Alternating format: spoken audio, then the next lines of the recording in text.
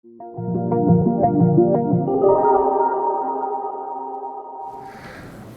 wanted to kick it off by saying how special today is. It's special for a number of reasons, primarily because, well, you're here. That's the first great reason why we're going to be celebrating this afternoon. Also because this marks an appointment of Dr. Giroux as the Paulo Freire Distinguished Scholar in Critical Pedagogy here at McMaster.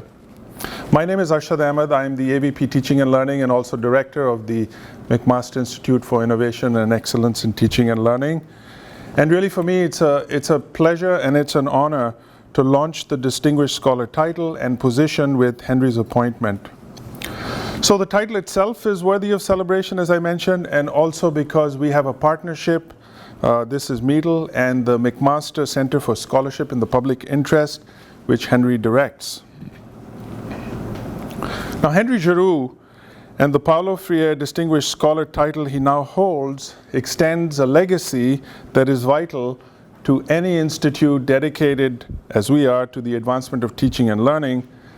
And if you were here this morning where Henry led a seminar, I'm going to choose his work, I'm going to quote Henry, where he invited us to ask really hard questions about, quote, giving youth a chance to build capacity and agency to realize their own potential.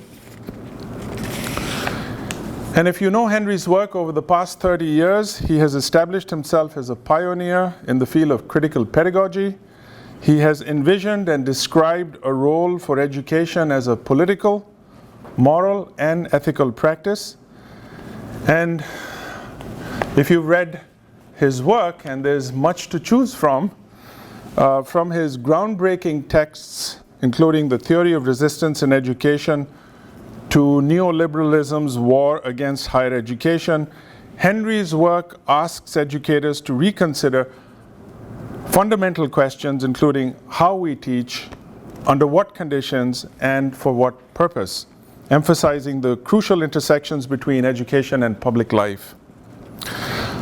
So in today's seminar, Henry also shared his vision of education and pedagogy, where teaching and learning strategies respond to contexts, much larger contexts, broader contexts of democracy, social justice, agency, politics, power, culture, and community. And so this broad vision for teaching and learning that is critical in all of its meanings, and we really look forward to exploring it even further with Henry's leadership. And that exploration will be a prominent feature for our upcoming speaker series, which I'm very happy that Jenny Fisher is going to be coordinating as she has this event. And through the series, we will hear from exceptional scholars like Joel Westheimer, Brad Evans, Deborah Britzman, Antonia Darder, and Donaldo Macedo. And you can see a poster as you leave, further descriptions as to when these will occur. But first of all, we begin this series with Henry Giroux, a scholar, a teacher, colleague, and a friend. Henry is the Professor for Scholarship in the Public Interest in the Department of English and Cultural Studies here at McMaster. He holds a distinguished visiting professorship at Ryerson University and now the title of Paulo Freire Distinguished Scholar in Critical Pedagogy here at METL and McMaster. So of course it's tempting for me to highlight Henry's vast scholarship, his achievements and his impact, but I think you'd rather hear from Henry what he has to say this afternoon. So what I'd like to do now is to present a little memento to Henry and ask you to please join me in congratulating him.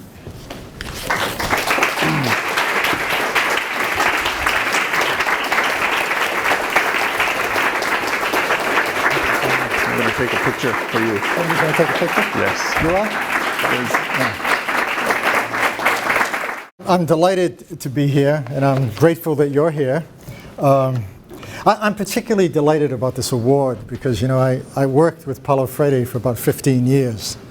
And during that time, we did the almost impossible. We started a series in education and cultural studies through which we get about 100 people tenure. And the purpose of the series was not only to produce good work, the purpose of the series was to produce work that couldn't get published basically in the mainstream press. And so what we did was we brought together a number of scholars who published that work and had the requisites to get onto tenure tracks, because they did exist once. And, and we saw that as an important kind of political intervention, sort of bringing people together in ways that suggested a kind of solidarity that went beyond simply getting them jobs, putting them in positions where they could actually make a difference in the world in which they found themselves. What I want to do today is, I usually don't stick to a script, but this is kind of systemic, and since it's inaugurating the series, I probably will stick to it more than I need to. But I want to begin by first making clear some of the larger corporate political forces that impact on education. I mean, I don't think you can talk about education without talking about those larger political and economic, cultural, and social structures in which it's embedded. To isolate it as an institution and not to have any understanding of how it's being shaped by broader political and economic forces is to really miss the point of what the constraints are in terms of what many educators all of a sudden are facing and what they're working under. Then I'm going to talk about some concerns that I've had for a long time that are embedded in my writing. I want to just briefly talk about academics as public intellectuals, because I believe there's never been a greater time for academics as public intellectuals as there is now. The university is under enormous assault, and it seems to me that we need to be able to defend what we do. And you know, if you really believe that the essence of power for academics is having some control over the labor process, your own labor process, then you might be able to think, we need to think very hard about what it means to defend the university in ways in which people who don't even have young people in the university would be able to say the university counts in a democracy. It matters. You have to have it. It's crucial. It works. It's central. Then I want to talk a little bit about the relationship between what I call pedagogy and insurrectional democracy. And finally, I want to talk about the question of educated hope and what I think that means in terms of developing a theory of resistance. Across the globe, the forces of free market fundamentalism are on the march, dismantling the historically guaranteed social provisions provided by the welfare state, defining profit-making as the essence of democracy, increasing the role of corporate money in politics, waging an assault on unions, expanding the military surveillance security state, promoting widening inequalities in wealth and income, fostering the erosion of civil liberties, and undercutting public faith in defining institutions of democracy. The ideological script is now familiar. There's no such thing as the common good. Market values become the template for shaping all aspects of society. The free possessive individual has no obligations to anything beyond his or self-interest. Market fundamentalism trumps democratic values. The government is the arch enemy of freedom, and private interests negate public values. Consumerism becomes the only obligation of citizenship. Law and order is the new language for mobilizing shared fears rather than shared responsibilities. And war becomes the all-embracing organizing principle for society and the economy. With the return of the Gilded Age and its dream worlds of consumption, privatization, and deregulation, not only are democratic values and social protections at risk, but the civic and formative cultures that make such values and protections central to democratic life are in danger of being eliminated altogether. As market mentalities and moralities tighten their grip on all aspects of society, democratic institutions and public spheres are being downsized, if not altogether disappearing. And as these institutions vanish, from public schools to healthcare centers, there's a serious erosion of the discourses of democracy, community, justice, equality, public values, and the common good. And one consequence is the emergence of what the late Tony Judt called an eviscerated society, one that is stripped of the thick mesh of mutual obligations and social responsibilities to be found in any viable democracy. This grim reality has been called a failed sociality, a failure of the power of the civic imagination, political will, and open democracy. It's also part of a politics that strips the social of any democratic ideals and undermines any understanding of higher education as a public good and pedagogy as an empowering practice, a practice which acts directly upon the conditions which bear down on our lives in order to change them when necessary. At a time when the public good is under attack, there seems to be a growing apathy towards the social contract or any civic-minded investment in public values and the larger common good. Education, it seems to me, has to be seen as more than a credential or a pathway to a job. It has to be viewed as crucial to understanding and overcoming the current crisis of agency, politics, and historical memory faced by many young people today. And one of the challenges facing the current generation of educators and students is the need to reclaim the role that education has historically played in developing critical literacies and critical capacities. There's a need to use education to mobilize students to be critically engaged agents, attentive to addressing important social issues, and being alert to the responsibility of deepening and expanding the meaning and the practice of an insurrectional, in my estimation, an insurrectional and radical democracy. And at the heart of such a challenge is the question of what education should accomplish in a democracy. What work do educators have to do to create the economic, political, and ethical conditions necessary to endow young people with the capacities to think, question, doubt, imagine the unimaginable, and defend education as essential for inspiring and energizing what we might call critically engaged and socially responsible citizens. In a world in which there is an increasing abandonment of egalitarian and democratic impulses, what will it take to educate young people to challenge authority and, in the words of James Baldwin, rob history of its tyrannical power and illuminate that darkness, blaze roads through the vast forest so that we will not, in all of our doing, lose sight of its purpose, which, after all, is to make the world a more human dwelling place. What role might education and critical pedagogy have in a society in which the social has been individualized? Emotional life collapses into the therapeutic, and education is relegated either to a private affair or a kind of algorithmic mode of regulation in which everything is reduced to desired, measurable economic outcomes. Sound familiar? Feedback loops now replace politics, and the concept of progress is defined through the narrow culture of metrics, measurement, and efficiency. In a culture drowning in a new love affair with empiricism and data, that which is not measurable withers. Lost here are the registers of compassion, care for the other, the radical imagination, a democratic vision, and a passion for justice.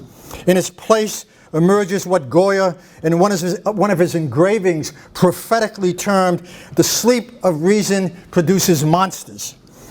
Goya's title is richly suggestive, particularly about the role of education in pedagogy, in compelling students to be able to recognize, as my colleague David Clark points out, quote, that an inattentiveness to the never-ending task of critique breeds horrors.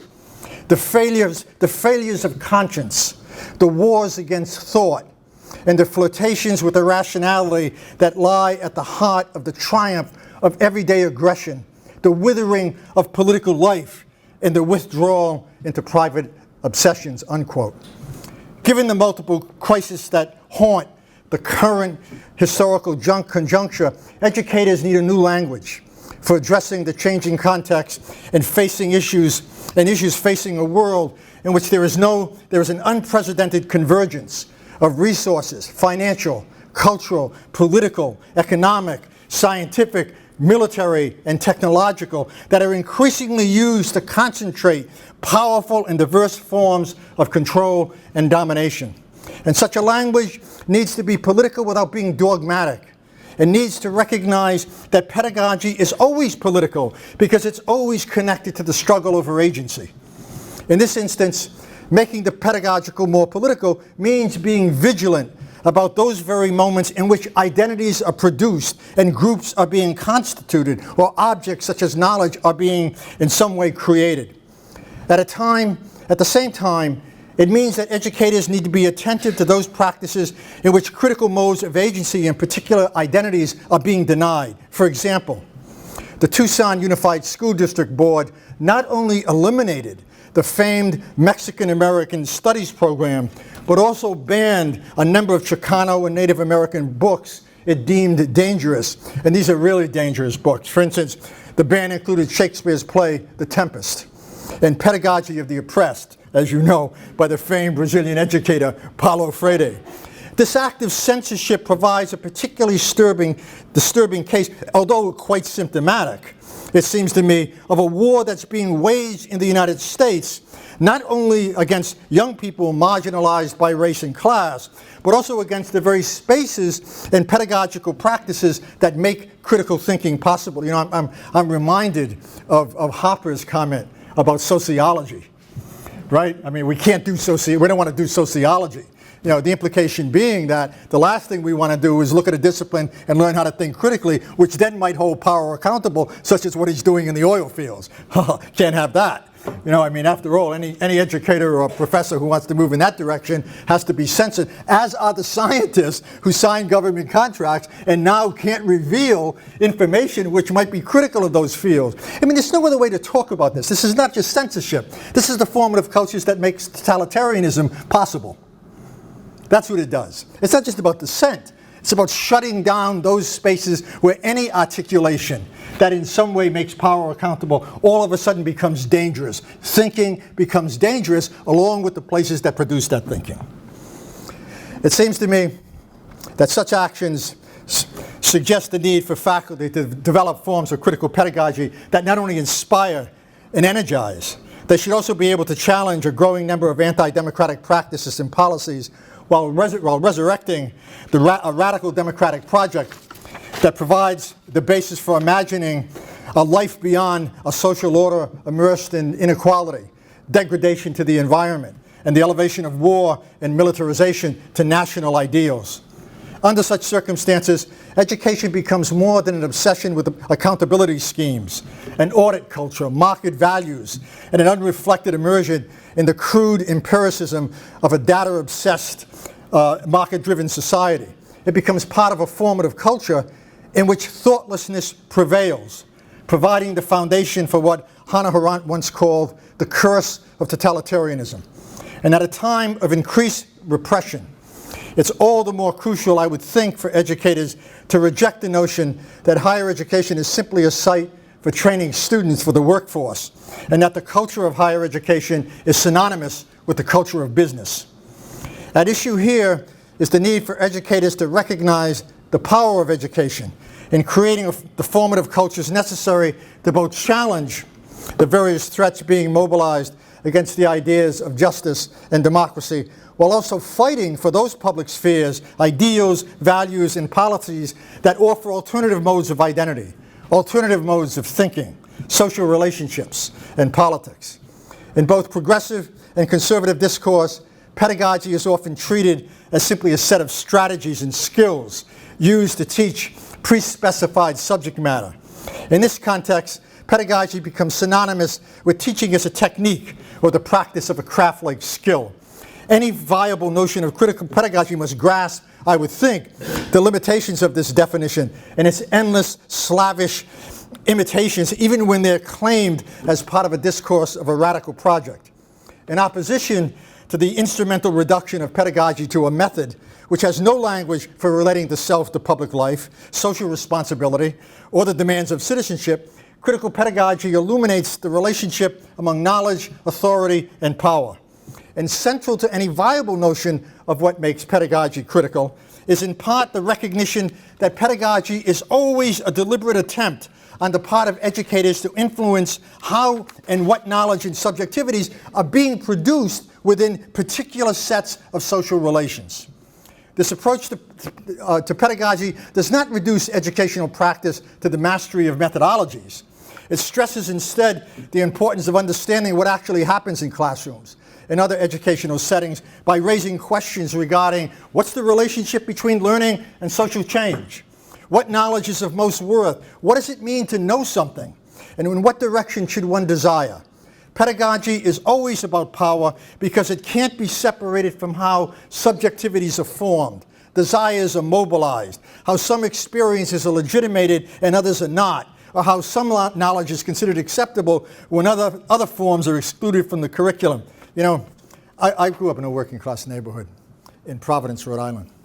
And in that neighborhood, there was lots of talk about unions. And there were lots of talk, believe it or not, some of you are much too young, about the Wobblies, you know, and about a long tradition of workers' struggle. And then I went to school. And all of a sudden, I discovered that history wasn't about the workers' struggles, wasn't about feminist struggles. It wasn't about struggle at all. It was about the history of white men acting alone. And as Bertolt Brecht once said, did Napoleon really cross into Russia alone? And this is what we began to learn. All of a sudden, the disimagination machine came into play, in which you get wiped out of the history, effaced. The signature is gone. There's no trace. All of a sudden, whatever history you bring, whatever attributes you bring, are now deficits because they're not defined as being mainstream. They're not just excluded, they're deficits. They're inferior forms of knowledge, inferior values, inferior types of social relationships. And when I was in that Catholic school as a young kid, and we had a test, and I pulled my partner, Emilio Natalizzi, over to my side, and I said, let's do this together. And this nun came running down the corridor, threw an eraser, hit me at the back of the head, and gave me my first lesson in the hidden curriculum. She said, you never learn together. I said, oh, that's odd. You know, in my neighborhood, that's all we did was learn together. It was a collective enterprise. But that was where it began.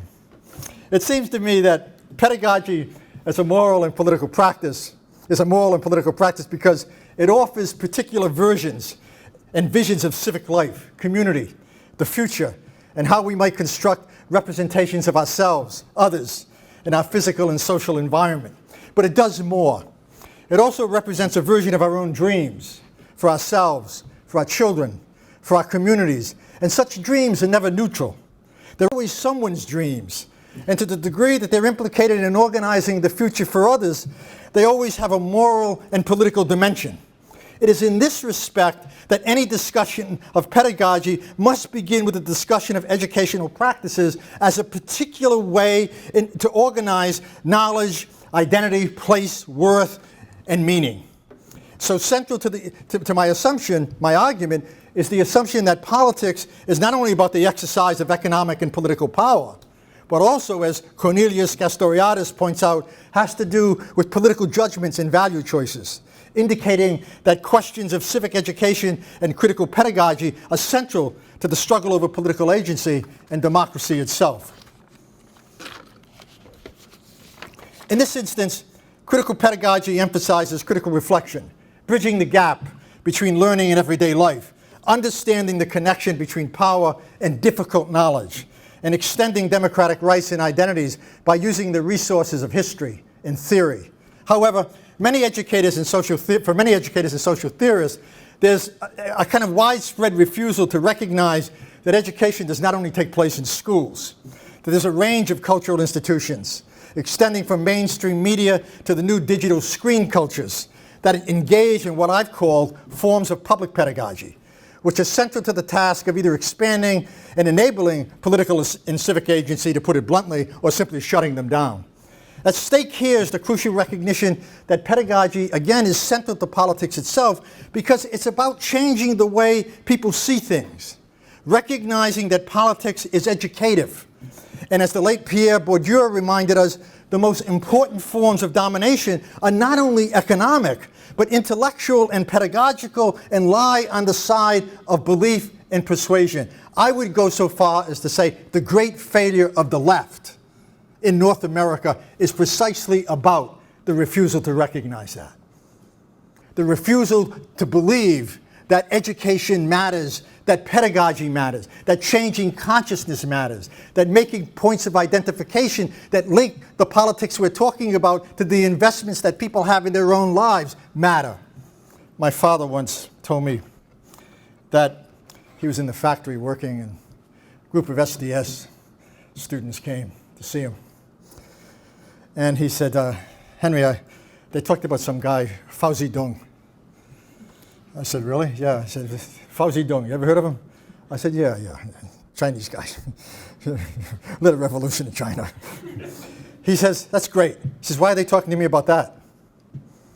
He says, my plant is, filled with all kinds of chemicals that are poisoning everybody in here. We can't breathe properly. We don't have ventilation systems. He says, why don't they talk to me about that? Why don't they talk to me about organizing and what it would take to organize in that factory? Why don't they talk to me about how I feel about politics and how it bears down on my life and what I can learn from it? But he said these are white middle class kids. They came from Colombia. Colombia. That citadel of justice, right? Neighborhood expansion in Colombia. Talking to my father about Mao Zedong. This is not to say that there isn't a lesson there, right, to be learned. But the disconnect is what's troubling. This inability to understand the context in which people define themselves and the problems that, in fact, inform their lives, as if that isn't a pedagogical issue, as if that isn't a political issue, as if the educative nature of politics doesn't matter. This is why we have so many white kids from ruling class neighborhoods who believe that the vanguard is all that matters. I mean, this is why political purity is on the rise again. A kind of moralism infused with a kind of arrogance that makes Donald Trump look like he's on the left. Sorry, didn't mean to go off. Just as I would argue that pedagogy has to be made meaningful in order to be made critical and transformative, I think it's fair to argue, as I've been saying, that there's really no politics without a pedagogy of identification. And that is, people have to invest something of themselves in how they're addressed or recognized so that any mode of pedagogy or idea has to speak to their conditions and provide a moment of recognition. Lacking this understanding, pedagogy all too easily becomes a form of intellectual and symbolic violence, one that assaults rather than educates. One can see this in forms of high-stakes testing and empirically driven teaching approaches, which dull the critical impulse and produce what I call dead zones of the imagination. We also see such violence in schools whose chief function is repression. Such schools often employ modes of instruction that are punitive and mean-spirited and are largely regimes of memorization and conformity. I mean, for those of you who have young kids, you're beginning to see this, right? I mean, kids all of a sudden find themselves taking tests all day. They're not doing art. They're not creating together. They're not using their imaginations. And they come out and they look like they're sleepwalking. They're learning quickly that schooling has nothing to do with pleasure. They're learning that the pleasure of learning really doesn't exist. It's not an association that they need to make anymore.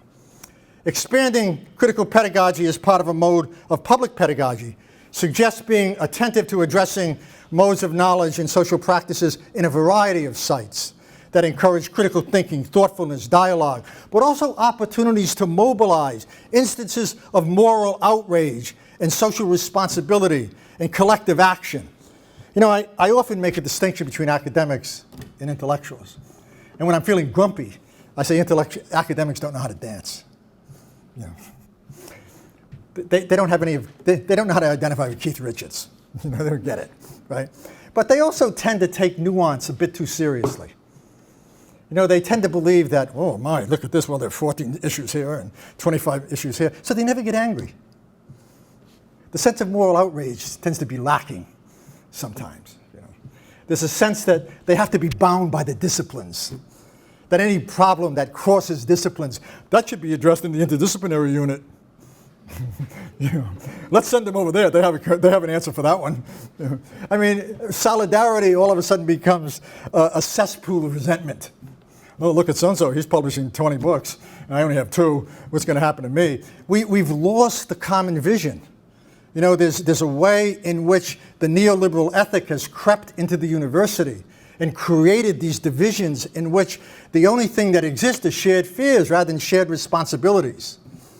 A shared sense of what it means to make the university a political space that matters, one in which questions of pedagogy can be talked about. I have a colleague, David Clark. I mean, I can't write anything without sending it to him. And he's get back in 5 minutes, 10 minutes, 20 minutes.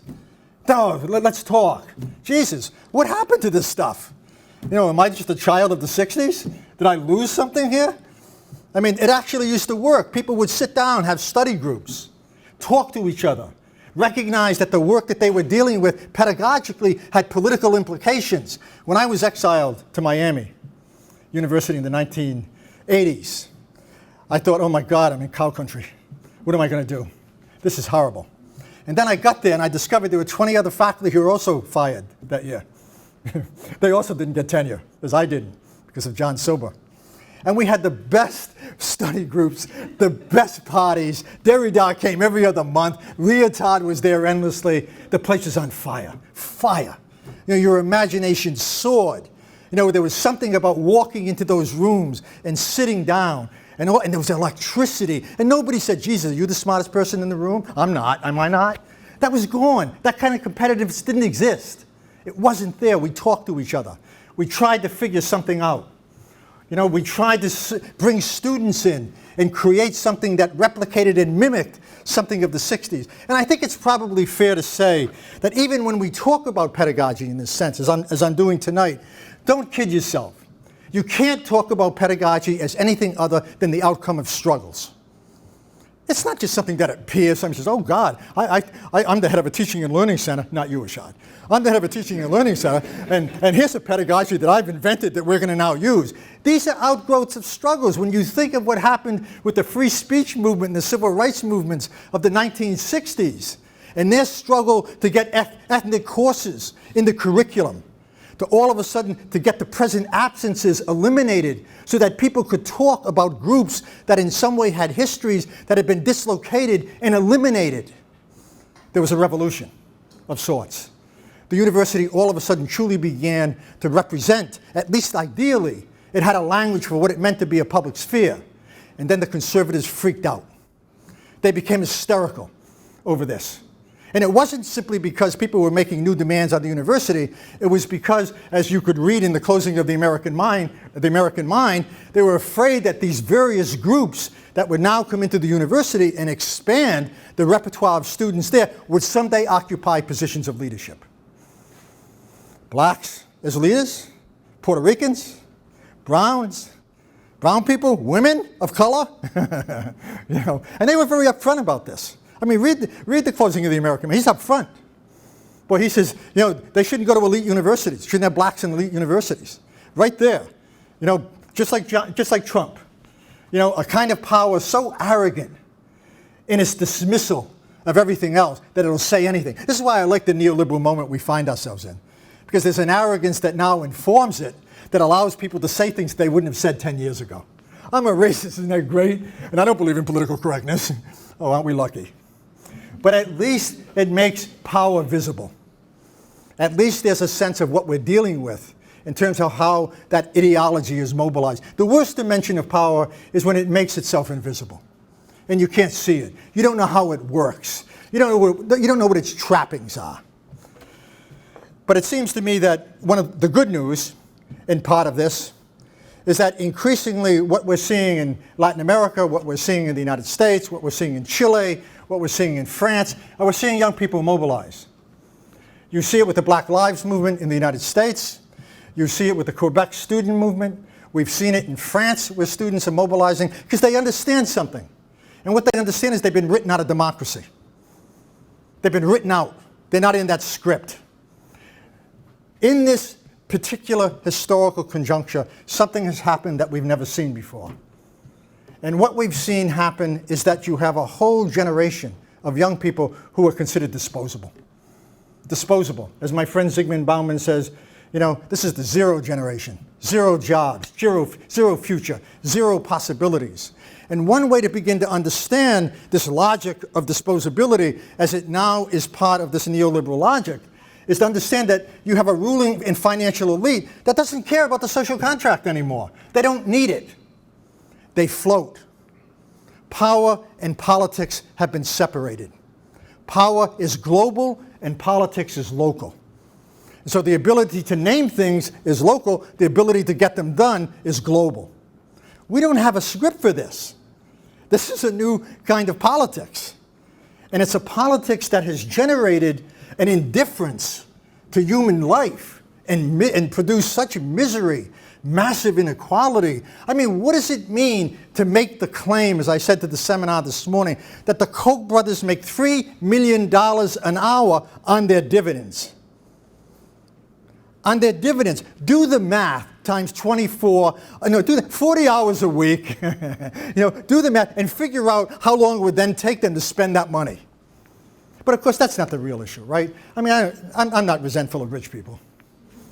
I'm resentful of the power they have. That's what I'm really resentful of. I don't care if they have millions, but I do care when they subvert, when they subvert politics and they buy it. I care when I see this little kid that was just on, is all over the news, the pharmaceutical guy. He looks like a young version of Giroux in Wall Street, right? Who says, I care about money more than people, so he increased the price of a drug that HIV people and people who have cancer use from $75 a pill to something like, what was it? 5,000, right? It was a 5,000% increase.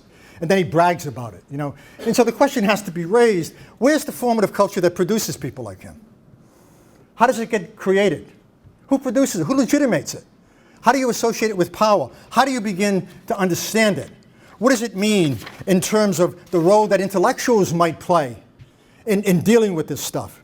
And so it seems to me that in the age of irresponsible privatization, unchecked individualism, celebrity culture, unfettered consumerism, and a massive flight from responsibility, it's become more and more difficult to acknowledge that educators and other cultural workers bear an enormous responsibility in opposing the current threat to the planet and everyday life by, it seems to me, bringing democratic culture back to life.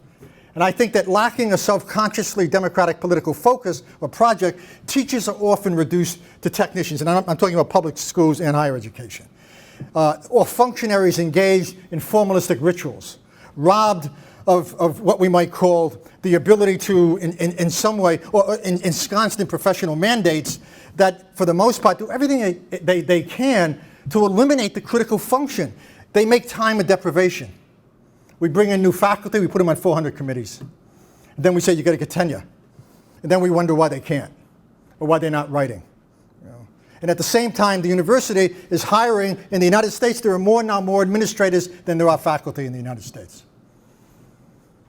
So what you now have is you have modes of governance. When I say that we need to create academics need to be public intellectuals, obviously, pedagogically, one thing that we can't ignore is you can't do that without the conditions existing for them to function as intellectuals. So if we're going to talk about higher education as a democratic public sphere, the question becomes, what are the conditions that make that possible? It doesn't become possible when 70% of your academics in the United States, for instance, are temps. There's some colleges that are hiring temp services to now hire temporary faculty. I mean, it just says it all, doesn't it? They don't even have to deal with the university. You go to a temp service, like, you want to be a temp worker or clerk in Walmart. And it seems to me this Walmarting of higher education, which is basically what it is. And as my friend Noam Chomsky says, this is really an attempt to basically increase academic labor, while at the same time increasing labor servitude. That's really what this is about. And so around this question of academics as public intellectuals, there's the inextricable issue of the question of university governance and what that means. Susan and I once wrote a book called Take Back Higher Education, for which I think we both got fired at Penn State in indirect ways. And that's exactly what it's about. It's about taking back higher education, redefining it as a public good, talking about the conditions that make operative the necessity or the need or the opportunity for people to be public intellectuals, to address issues that matter, to relate their work to social issues that in some way can suggest that what we do in the university is part of a larger public good. That's not a small matter, because it seems to me the university is under siege in a way like we've never seen before. Never seen before. We're not just talking about a McCarthyite period in which isolated individuals were marked out as being communist and then lost their jobs, or people in the film industries, people like Dalton Trumbo, and that whole crew who refused to name names and ended up going to jail. We're talking about assaults on the very definition and organization of the university.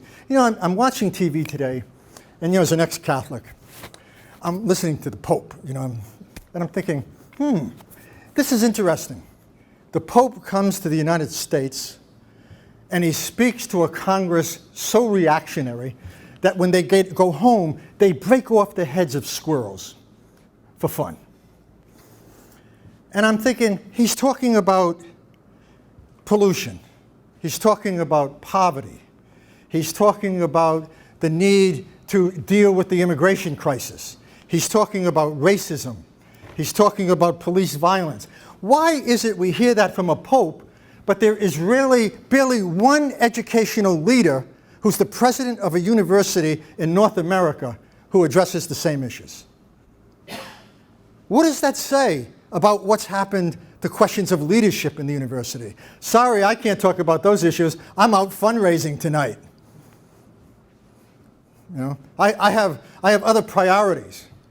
So it seems to me that if you're going to talk, we're going to talk about pedagogy and we're going to talk about governance, we have to talk about them in an interrelated manner, that it's absolutely impossible not to do that. And we have to begin to fight for institutions that in some fundamental way begin to address those issues. The other side of this is that I think that something has happened to the neoliberal university that we all know about. And you increasingly see it with students. And it may be, and I think it's difficult for students to break away from this. There are exceptions and we see them. But something happens when students are now defined as customers. Something happens when students are now defined as getting a service in education. Something happens when all of a sudden I walk into the student center at Mac University and it looks like I'm in a mall. They're selling clothes. Why are they selling books? They're selling videos. Why are they having presentations? Why aren't they having talks? I mean, what happens when a university so instrumentalizes itself in the language of the marketplace that all of a sudden it's not just that you elevate all the worst dimensions of capitalism, finance capital, it's that you eliminate all the values that matter for a democracy to sustain itself, so that we have no language for linking power to justice. What happens when you have an economic system that literally believes that it doesn't have to be in any way take into consideration social cost? What role does the university have in addressing those issues? What role do we have? What's the pedagogical function of intellectuals in dealing with this stuff? I mean, do we work collectively? Do we somehow try to find connections with people outside of the university? Do we redefine and attempt to redefine the nature of education itself? Do we begin, I mean, is it necessary to begin, for instance, to talk about education as a public good? You know, my friend Stanley Aronowitz claims that what we need is we need a revolution in what he calls the radical imagination. And he's not just talking abstractly. He means that we need a revolution in which the imagination is linked to reclaiming those places and spheres, institutions and practices in a society that can provide a way of thinking about the future that doesn't mimic the present, where there's a kind of tension between what we see and what we'd like to see. Remember, when Ronald Reagan married Margaret Thatcher, and they had children, one of them was George Bush, and the other was Hopper. And they ended up leading different countries. And a revolution occurred. And the revolution that occurred said there's no such thing as the social. The revolution that occurred said all that matters is possessive individualism. The revolution that occurred said profit making is the essence of democracy, and that the obligations of citizenship are tied to consumerism. And that became a new model. And then a war began. And the war was waged against every public institution that did not support those commodified values. And so increasingly, we see these institutions being eliminated. And we see a language emerging that to me is at the essence of a totalitarian society, a pedagogical language. And that language is about the inability to translate the private troubles into larger social issues. We've lost the language of translation so that everything is individualized. We now individualize the social. When we talk about poverty, we talk about lifestyles. When we talk about homelessness, we talk about character. When we talk about racism, we talk about ignorance. All the systemic metaphors disappear, which makes people powerless because they blame themselves. I mean, there was nothing more excruciating to sort of watch the news programs during the height of the subprime mortgage crisis and people were being interviewed, and you'd see men and women get up there saying things like, "Oh my God, you know, I'm not a good father. I'm not a good homemaker, wife, worker," blaming themselves for a system that failed them because they had no other language. And I don't want to argue and end here by suggesting that language is really the only place we can go to sort of reinvent a world that needs to be changed. I want to argue that we need to think about what it means to create a formative culture that actually provides a language that links the notions of critique to traditions of the past, historical memory, public memory, with the need to revitalize a sense of individual and collective agency. One that's tied in some fundamental way to the gap between what is and what ought to be. That great sort of tension that has mobilized revolutions all over the world, mobilized institutions, allowed people to think otherwise in order to act otherwise. You know, I think that, and I'm going to end here, I think that something is happening in the world today that's very encouraging. And what's happening is that people are recognizing that nothing is going to change simply by allowing yourself to get trapped in single issue issues. Don't get me wrong, single issues matter. Indigenous issues matter. Racism matters. Labor exploitation matters. But they've got to be brought together. We need a more comprehensive politics that links these things in ways that will be able to mobilize people into larger social formations. And we need to imagine not just simply reforming a society that's broken, we need to imagine eliminating it. We need a new kind of society. We need a new discourse, we need a new set of institutions. And maybe the place to begin to do that is to take seriously what it means to take education seriously, what it means to take pedagogy seriously, what it means to recognize that we're not just altering knowledge, we're altering consciousness, and we're creating new kinds of subjectivities, ones that don't define themselves exclusively in market values. Thank you.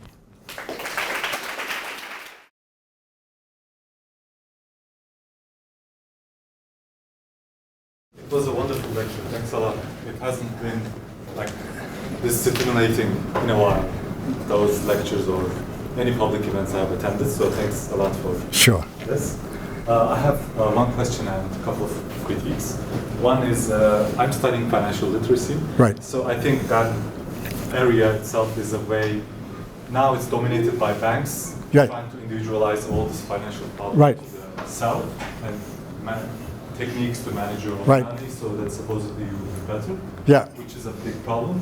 But the way to go about it in a critical pedagogical manner, I think maybe to articulate it, modify it, and make it a different curriculum, not just rejecting right, together. Right. Like financial literacy in the sense that why those banks make all of those profits. Like, let's teach that financial literacy 101, not about your personal finances. I think that might be a way to go. What would you think about that? Do you want me to answer?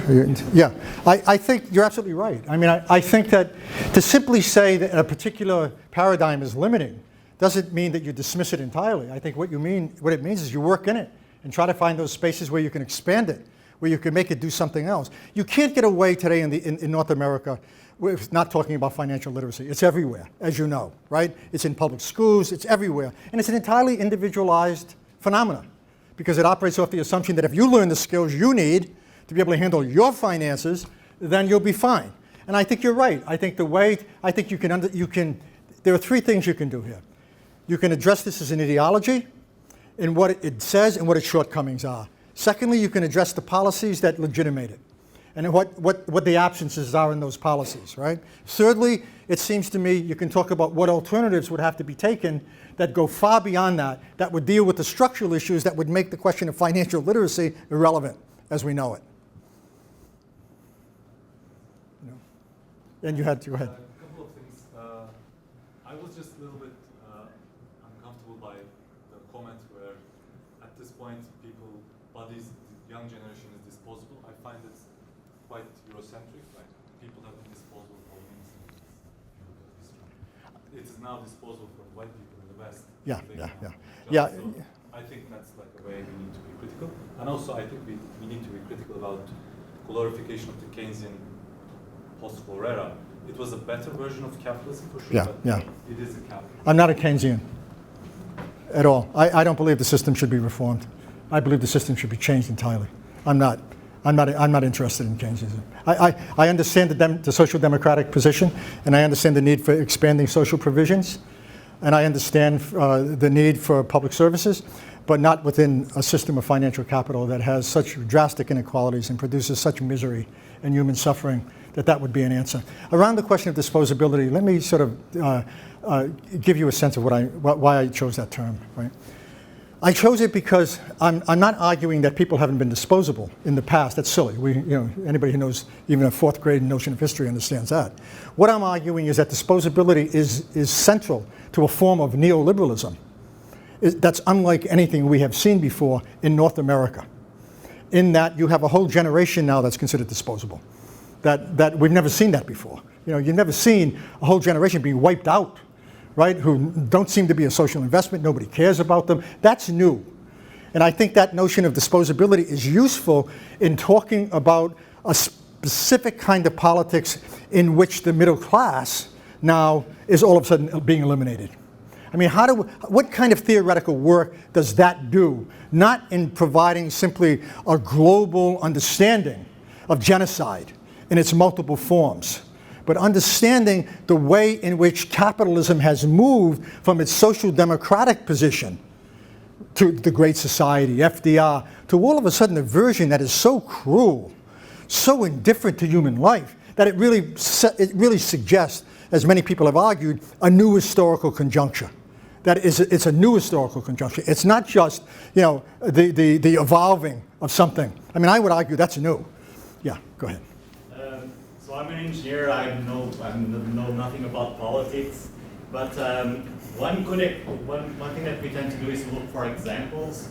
Are there any examples of systems or sets of behaviors around the world? Can be in a little tribe in Brazil, or that demonstrates the types of behaviors that you would like to see as an example? Yeah, no, I think that look, one of the things we catch glimpses in certain movements of the kinds of experiments that suggest alternative ways of living and being in the world. Argentina, when they decided not to pay back the loans, created workers' factories. They created councils, distributing foods, defining ownership in very different ways. I hate to give you this example, but the Black Panthers in the 1960s did something extraordinary. They did what the evangelicals learned how to do with even greater precision. They saw problems, for instance, not just in political or religious terms, they saw them in terms of social needs. So they created free breakfast programs. They created alternative institutions within a set of social movements that offered a countervail to prevailing ways in which institutions are organized. We saw it in Chile. We see it in the social democratic countries, which don't go far enough. But look, I'll give you a classic example. I mean, basic living wage or social wage. When I say to my students, my graduate students, how do you feel about everybody getting $25,000 a year right off? Just being given, just so they can live. They go berserk. Holy shit. They'll be lazy. They're just giving them money. I mean, they can't imagine that there are countries that do this, that they have a social wage, because they operate off the assumption that you can't have political rights and you can't have social rights without personal rights. That political rights and personal rights are meaningless without social rights. I mean, if you're poor, how can you vote? Why would you be interested? If your whole life is caught up as a matter of survival, politics is meaningless in some ways. You don't even have time for it. So it seems to me, yes, we do see these moments. And I think the question is a terrific question, and I think it demands not only a kind of inquiry. I mean, I'll give you another example. When I was born right after Lincoln died, right? And I think that so I have a history. I can go back and I can remember that there were socialist schools in my neighborhood. There were Communist Party schools on the weekends. It's hard to imagine, right? Go to the Communist Party school, right? But they educated people like the synagogue did. They had workers' study groups. And I think that what I'm arguing is that that question begs another question. And that question begs the question, what kinds of organizations need to be created that offer alternative public spheres that begin to model the kinds of societies that we want to see on a larger level, on a global level. And I think those struggles are worthwhile. Because, you know, when you talk to die-hard neoliberals, I mean, like this, you know, this idiot, you know, that's now all over the news about the marketing stuff. I mean, they say things like, oh, people are inherently evil. It's the survival of the fittest is the only kind of mode of competition that we can really buy into. You can't trust people. I mean, it's a kind of paralyzing cynicism that has no joy, no sense of solidarity, no sense of thinking in broader terms, no sense of the public good, no sense of justice. And that has become so enmeshed in the culture, particularly North American culture. It's everywhere. I mean, the question that we have to ask ourselves in light of going from that question to something else is, how do you explain the enormous spectacle of violence that now engulfs the United States? I mean, this is new. This is extreme violence everywhere. It's everywhere. It's in the videos, everyday life. It's in police terrorism. It's in domestic terrorism. It's in the militarization of almost everything. And you've got to ask yourself, what's the formative culture that produces that? That's a pedagogical and political issue. That is not just an educational issue. Yes, yes. Thank you. Very inspirational lecture. I hope you run for political office. You have my vote. But not if you run against Bernie Sanders. That's who I should precisely run against. The comment I have is that the idea of a social wage is not only something that comes out of socialism all over that. In the state of Alaska, every single absolutely right gets oil royalty, a check which vests them. No, can't do that. And makes it very hard to change. Right. The question I have for you is that I think you're being easy on universities and public institutions themselves. We ourselves have produced this system, in a sense, by buying into the concept of human capital. What we've done is we've said that there is a labor surplus. And the only way the labor surplus can be addressed is if you can signal your human capital. And the more degrees you get, the more human capital you have. And the more human capital you have, the better life you will have. We don't adopt the rhetoric or the nomenclature of scholarship or citizenship. So I think that there is a rot within the university that needs to be addressed. Oh, no. Forgive me if I went off in my talk and didn't address that. I've been writing about that for 40 years. You know, I mean, that is not a topic that I'm unfamiliar with, nor is it a topic that I haven't engaged in ways that have gotten me fired. So, you know, I don't know what to say to you about that except to say, yeah, I have no trouble with that. I mean, I think the universities are utterly corporatized. I think they've sold out. I think the values that define them now are, for the most part, insufferable. And I think they need to be changed. And I think if there isn't a revolution within the universities on the part of faculty joining with social movements and others, they'll get worse than they are. I mean, the universities are a contributing factor. Now, I say that, but at the same time, I don't want to equate power and domination in ways that suggest that they mutually inform each other and there's nothing else.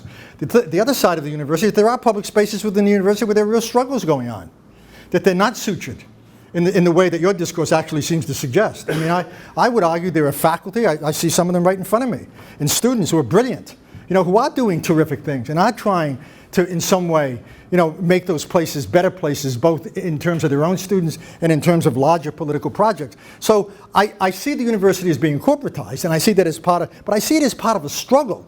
I don't see it as part of a sedimented history for which we're now paralyzed by virtue of what they've done. The issue here is to make that visible, address it, figure out how to mobilize against it, and don't assume that you can only wage that struggle within the university.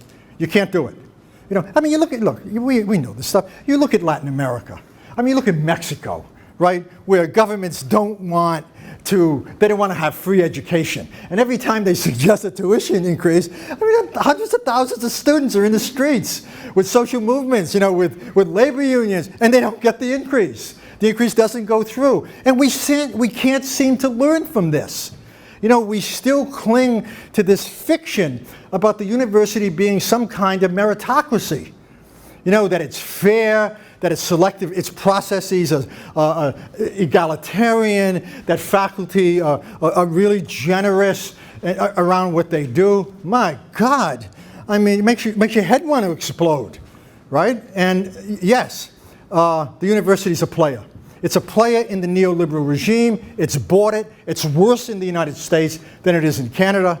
I mean, I'll take the classic example. You get a guy like the governor of Wisconsin, who just dropped out of the presidential race. Here's a guy who now has abolished tenure in Wisconsin, right? He's abolished tenure, and he's cut $200 million from the university budget and allocated $250 million for Milwaukee Bucks basketball stadium. These are people who hate public education. So when we talk about the university being corporatized, what you don't want to forget is that the struggle the university now is involved in, not just simply to maintain its corporatization, but to simply survive, is overwhelming.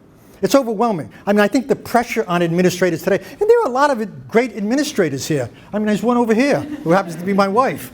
I mean, I think that, there's an upward struggle here, but there is a struggle. So I don't want to simply dismiss the university in that sense. I want to recognize its politics and where it's going, but I think the real issue is trying to understand that broader set of forces that are pushing it in certain directions in which it can't alone be blamed for the identity as a corporation that it's now taken on.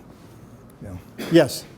I've been really interested of late in cultural change and how you get a culture of people who are used to doing things the way they do things to change and do things differently. And especially from people who have no power. Yeah. The ones who are at the bottom rungs and who see things and they want it to change because they know it's going to be more effective in a different way. And they know that if they say anything, their lives or careers are at stake. So if you, maybe because this touches on this idea of changing, have you seen any steps that individuals could take that tend to lead to success, or that they should just stay right away from? Yeah, I mean, the question is really dear to my heart, because at some level, there's kind of a series of steps that we can talk about. I mean, there are people who are just unaware of what it means to change the circumstances in which they find themselves because they don't have the language. They don't have the theoretical language to do it. And I think in one way, that's not about ignorance. That's about a political vacuum that they tend to find themselves in. Secondly, there are people who have the language but are so structurally beaten down that it's very difficult for them to act for fear of being fired. What does it mean when you have, look, in the United States, the poverty level for a family of four is $22,000. I mean, $23,000. $23,000, family of four. What does it mean when you're in the academy and you have a temporary job? And, all of a sudden you're making $24,000 and you have kids to feed. I mean, I'm not going to moralize and say, well, you should rise to the occasion. I'm going to say, man, I understand that. And I understand why the gravity of what's to be said should be placed on people who have permanent jobs and should be speaking and doing it for people who could be fired instantly. So I think that's the second issue. I think the third issue is that where it really begins to bloom are around two issues. And tell me if I'm terribly wrong on this, okay?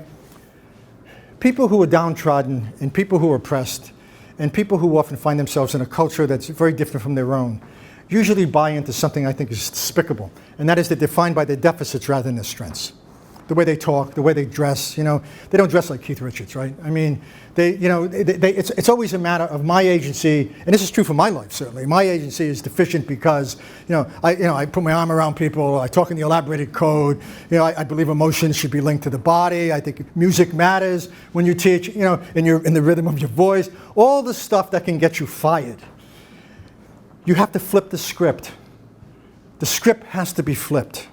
And you flip the script by recognizing that the people who often define your deficits are the people whose strengths are really deficits. That the deficits lie on the other side. So that you can't be intimidated by the Oxford degree, the Brown degree, the Ivy League degree. To me, it doesn't mean shit. I don't care about this stuff. It's irrelevant to me. Show me what you write. Show me what you do. show me how you act in the world. Show me what your sense of commitment is. That's what matters. And I think flipping that script all of a sudden unveils the possibility to be an agent in your own terms. Finally, you can't do it alone. You have to do it collectively. There's no way you survive doing this alone. No way. And you have to find ways to make it happen. Yeah. So we were talking about changing minds earlier. I think someone Yeah. So we looked at sort of changing minds of people who don't have power. How do you change the minds of people who do have power? Who are older, they're wealthy, they're outside of the educational system, they're not interested in the educational system. How do you change their minds? One response is, why bother? But I'm not going to go there, except to say that I'm far more interested in changing the minds of people who don't matter than I am of changing the minds of people who do matter. At the same time, I think it would be irresponsible to say that. I think that people who have power are not always simply fascist. I think there are many people who have power who also are looking for ways to change the world in fundamentally important ways. And I think we have to find ways to make connections with them. I mean, I'm deeply disturbed by people who say, for instance, I used to have something called the Global TV Network chair, right? And there was always somebody who stood up and said, well, you have the Global TV Network chair. Does that bother you? Does that, do you feel bad? Are you endorsing corporations? That's like the people on the left used to say to me, you have a nice stereo, do you feel bad? Or when Leo Lowenstein was being interviewed by a Marxist from Germany who prided himself on living in poverty, and Lowenstein turns to him and he says, do you really think that poverty creates good theory?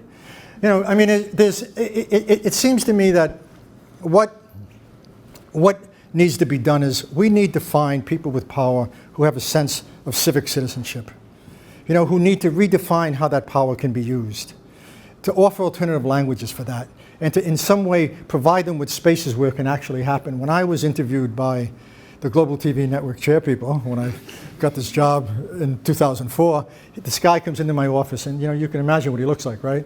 He looks like he's right out of one of these business programs. And he sits down and he says, well, what are you going to do for us? What are you going to do for global? I said, no. The question is, what are you going to do for me? I said, what are you going to do for the university? I said, what are you going to do to define yourself as a corporate citizen? As a corporate citizen. He left. I never saw him again. That was the end of the conversation.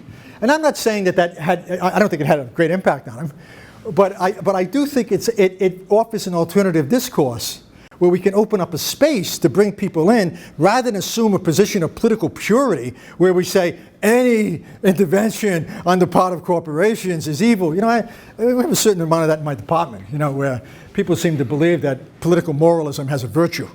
Where actually it only trades off shame.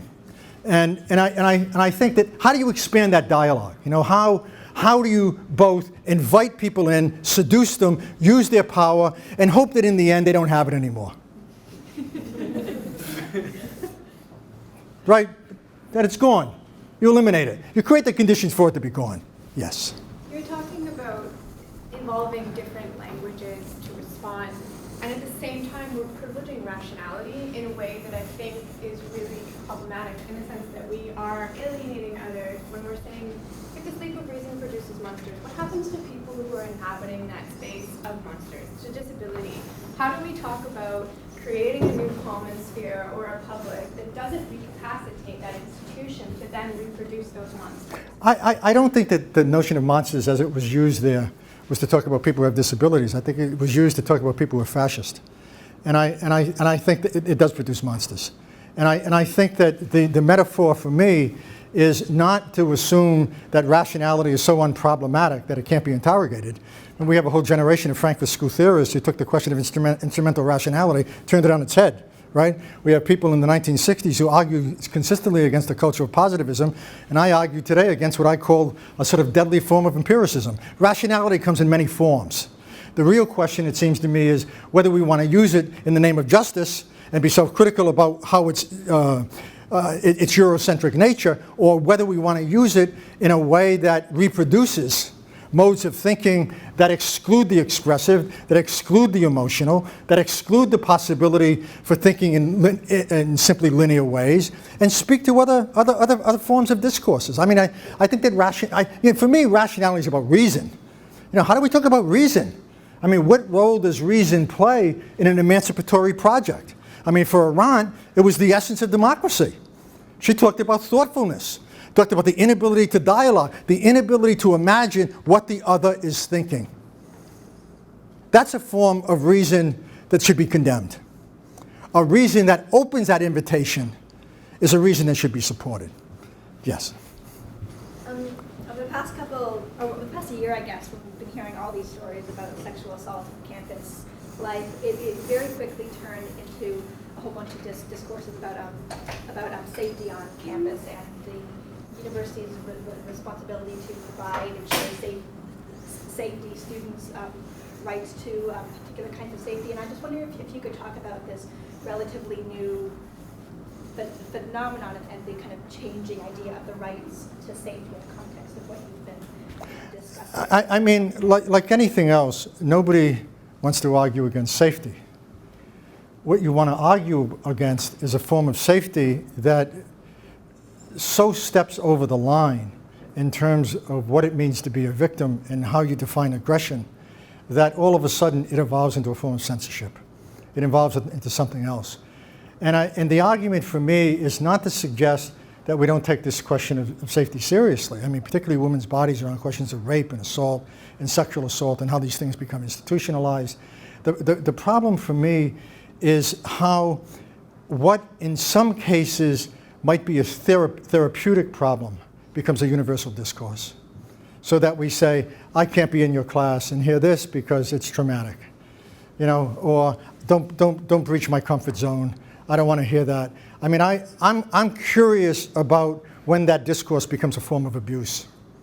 When it becomes so generalized, it empties itself out of any radical kind of insights into what violence really means and becomes a form of violence itself. And I think that dialectic we have to deal with. And I know you've written about this. I mean, you know, and maybe you might want to say something about it. Not the moment, no. Okay. I'm sorry. I say that because she's brilliant. She's an utterly brilliant kid, you know, young woman. And I'm always looking for an opportunity to showcase people like her. Yes? You talked about the Walmarting of education. And so I'm trying to think on a much more local level. I mean, right. We talk globally. On a very local level, how do we oppose this?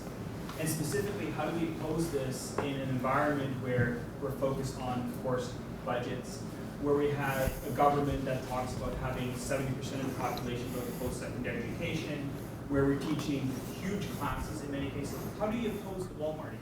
You oppose it by redefining the nature of what the university should be. That's the beginning. If the university is not going to be defined as simply a corporation, but going to be defined as a public good, then it seems to me it begins to open a foundational discourse for talking about the ways in which the university as a democratic public sphere is being invalidated. Being invalidated. And it seems to me that's not just an internal discourse. That's a public discourse. And to go back, and I hope I'm not being too severe on this, but I mean, for me, one of the things that really makes me nuts, you know, is how I increasingly find myself talking to academics who do have tenure, you know, who are on a tenure track line, you know, who have no interest whatsoever in addressing for 1 second the ability to defend their own jobs. I mean, I tell them, hey, look, what's at stake here is not just the corporatization of the university. What's at stake here is your position, because it's going to be eliminated. You know, they're going to take away tenure. You know, they're going to say, oh, you have to write 20 grants. If you write 20 grants, they will let you teach. And it seems to me that they don't even have a discourse, many of these people, to defend their own labor practices or their potential autonomy. That's going to change. I mean, that has to change. If the change doesn't first come within the university, it's not going to happen. And once it begins in the university, it can't stay there. It's got to migrate. You know, we have to link up with Walmart workers, with unions, so that pressures are brought to bear, not simply on the university, but on the governments that are establishing policies that universities now find very difficult to even implement. They're being starved of resources, being told that only certain colleges count as universities, being told that specialization is the only way to go, being told that the liberal arts are irrelevant. We don't need them anymore. Get rid of the social sciences unless they want to work with the military-industrial complex.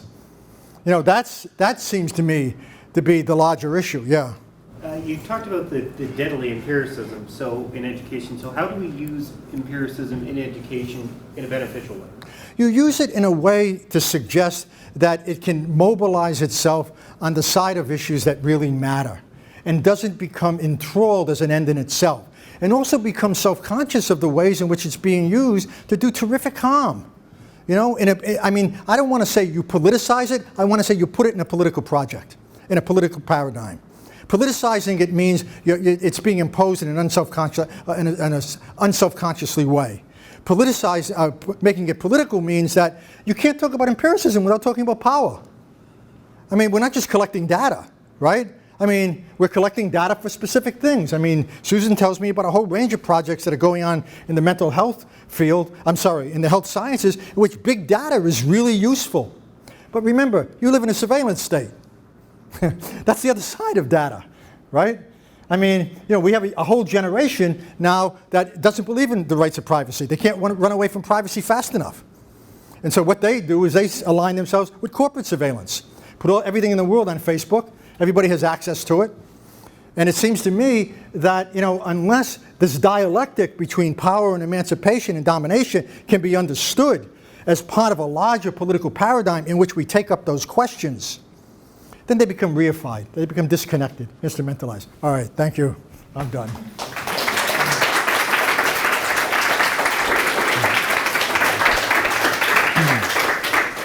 Henry, thanks for kicking off this series. This really has been a pleasure for not only me, but I think every single person in the room. Thanks for your energy, your passion, the hard questions that you raised.